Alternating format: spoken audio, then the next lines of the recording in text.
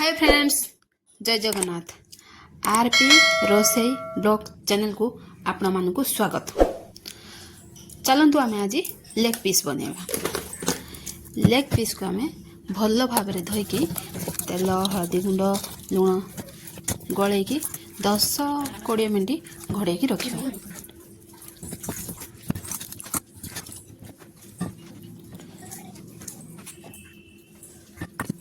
चलतु मसला रेडी कर अदा रसुण प्याज टमाटो सब काटी रखा।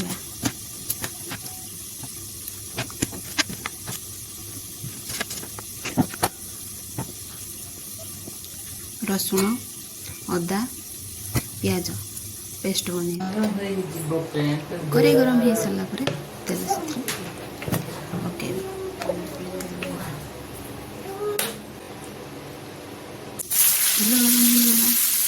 पके पकेवा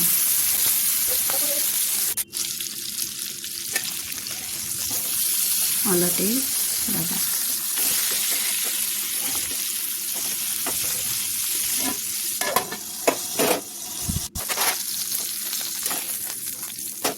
हो सारा अन्य पात्र काढ़ी रखा। से तेल आम कलर अल्प टिके चीनी पकेवा। कलर हो गला पियाज टमाटो मध्य पकेवा। काश्मीर लाल मिर्ची अल्प टिके पकेवा। एटा ओनली कलर मो छुआ मैंने अच्छा तो से मोर राग एत कैनि।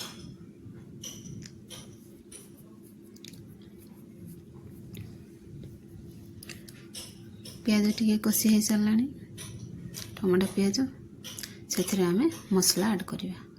पेस्ट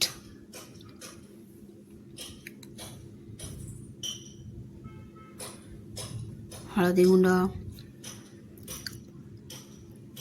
मसला गुंड जीरा गुंड धनिया गुंड सब से ऐड करके फेंटिवा।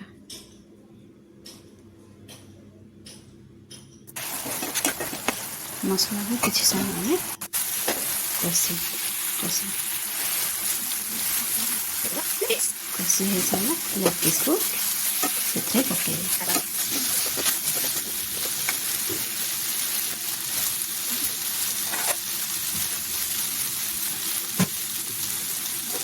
लेग पीस को कषि सारा पानी टे ऐड करिया सीझे छाड़।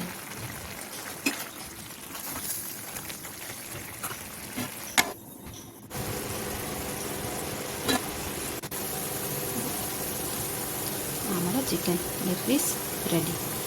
मो चैनल की आपण भल लगे लाइक एंड सब्सक्राइब करूँ एवं शेयर भी करूँ। जय जगन्नाथ।